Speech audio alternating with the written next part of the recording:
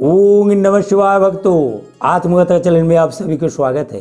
मैं आचार्य ऋषि बालदास जी महाराज आप लोगों के सामने फिर से आया हूँ। एक सवाल का जवाब फिर लेके आया हूँ। तो भक्तों चलते हैं सवाल की तरफ। आज का सवाल क्या है? आज का सवाल कुछ भक्तों ने पूछा है कि महाराज ये मुक्ति क्या है और मोक्ष क्या है, और मनुष्य शरीर मरने के बाद जाता कहाँ है, मनुष्य का घर कहाँ है। तो भक्तों आते हैं महाभारत कथा, जिसमें दुर्योधन मृत्यु सज्जा में पड़ा था। तब भगवान से पूछा, अर्जुन को बोला, अर्जुन तुम थोड़ा आगे हो जाओ, मैं इस कुटिल भगवान से कुछ पूछना चाहता हूँ, जिसे तुम लोग भगवान बोलते हैं ना, तो इस वासुदेव से कुछ पूछना चाहता हूँ कि वासुदेव बताओ, मैं तो मर ही जाऊँगा, तो सच क्या है, मोक्ष क्या है और मुक्ति क्या है, और ये मरने के बाद मनुष्य जाता कहाँ है। तो यही जवाब जो श्री कृष्ण ने दिया था वो आप लोग हम बताते हैं। मेरे भगवान श्री कृष्ण ने बताया कि दुर्योधन सच ये है जहाँ तुम पड़े हो आज, मतलब कि कर्मों का जो फल भोगतना ये सच है, और मृत्यु सच है। मृत्यु सच है।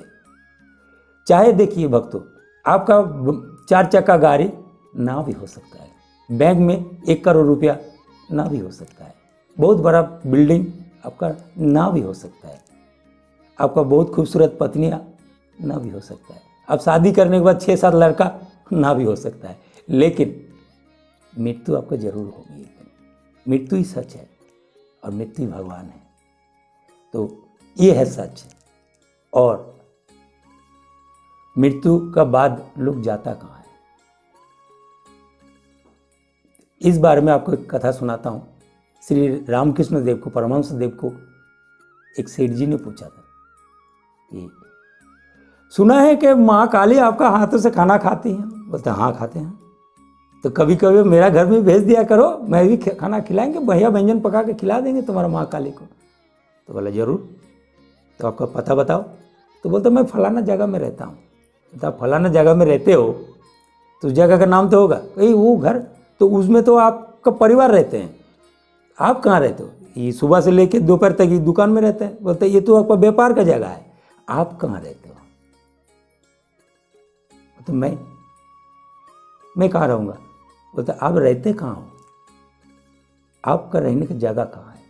ये दोनों जगह जो आप बताए हैं ये आपको घर है जहाँ आपका परिवार रहता है, आप नहीं रहते, और ये दुकान है ये जहाँ आप व्यापार करते हो, तो आप कहाँ रहते हो ये तो बताओ। माँ को वहीं भेज देंगे आपके पास और आप खाना खिला देना कुछ भी। तो बोलते तो मेरे समझ में नहीं आया, बस समझाता हूँ आपको मैं क्या, कि आप ये व्यापार जगह में व्यापार करते हो और घर में जाके नित्य कर्म करते हो जो आप करने के लिए आए हो, ये कर रहे हो, लेकिन हकीकत में आप रहते हो अपना शरीर के अंदर, जहाँ ये शरीर आपका है, आप नहीं हो। ये शरीर का 4 बार जन्म होते हैं, एक शरीर का 4 बार जन्म होता है। एक शैशव में जब 1 साल का लड़का रहता है तो कितना छोटा रहता है, जब 10 साल हो जाते, 12 साल होते, जो युवा होने लगते हैं तो दाढ़ी मूछे जरा सा रेखा आने लगते, तब एक शरीर आता है, तो वो एक जन्म है। तो पहले वाला शरीर कहाँ गया? जो मूछे के रेखा आते हैं जब आप जवान हो जाते हो तो वो शरीर कहाँ गया? तो ये एक जन्म है। उसका बाद जब आपका शादी उदी हो जाता है, घर परिवार करते हो, तब एक शरीर आता है। तो युवा वाला शरीर कहाँ गया?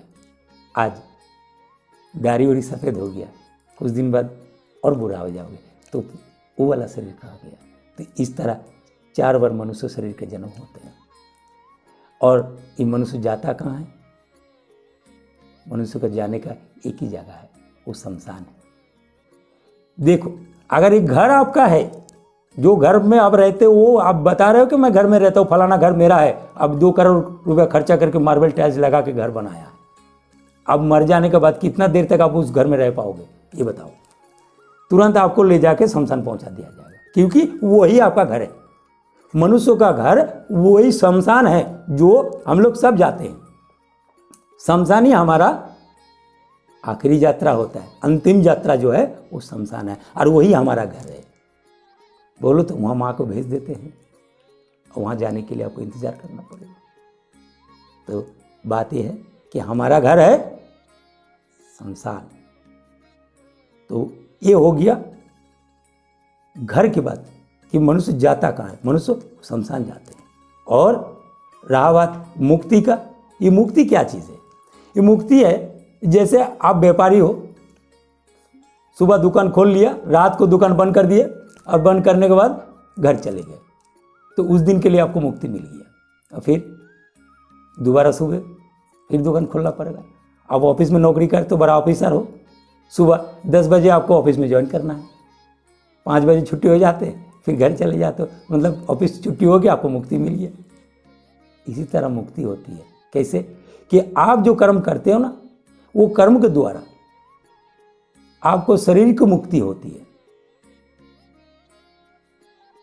मोक्ष नहीं कि आप कर्म खत्म हो जाएगा फिर वापस आपको 84 में आना पड़ेगा। और मोक्ष क्या है? मोक्ष वो है जो निस्वार्थ हो के भगवान का जप करे, गुरु का जप करे। वो जप करने से आपको ना धन मिलेगा, ना आपको लॉटरी मिलेगा, ना उसमें आपको नौकरी मिलेगा, ना उसमें आपको लड़का पैदा होगा, ना उसमें आपको लड़की का शादी हो जाएगी, ना उससे आप जवान हो जाओगे, ना उससे आप बूढ़े हो जाओगे, ना उससे आपको कोई फायदा नहीं होगा। सिर्फ इतना फायदा होगा, वो बैलेंस को बराबर करेगा। जितना आपका कुकर्म, आपका द्वारा कुकर्म किया हुआ जो पाप है, उसे खत्म करके आपको सीधा भगवान के धाम पहुंचाया जाएगा, स्वर्ग में नहीं। मुक्ति का मतलब स्वर्ग प्राप्ति होना। जितना दिन आपका वो बैलेंस रहेगा, पुण्य रहेगा, तब तक आप रहोगे स्वर्ग में, उसके बाद आपको भगा दिया जाएगा, फिर 84 घूमते रहना। लेकिन मोक्ष प्राप्ति हो गया मतलब भगवान का धाम आप पहुंच गए, तो वहाँ से आपको आने का कोई रास्ता ही नहीं है, बस अब वहीं रहिए। ये नरक जंतना अब भोगना नहीं पड़ता। तो भक्तों, ये हो गया मुक्ति, मोक्ष, और ये मनुष्य जाता कहाँ है। ये तीनों सवाल का जवाब आपको आज हम दे दिए। अगर आपको सही लगे तो कमेंट करके बताइए, अगर बुरा लगे वो भी हमको बताइए। तब तक के लिए जय भोलेनाथ भक्तों, खुश रहिए, मस्त रहिए, व्यस्त रहिए। ओम नमः शिवाय।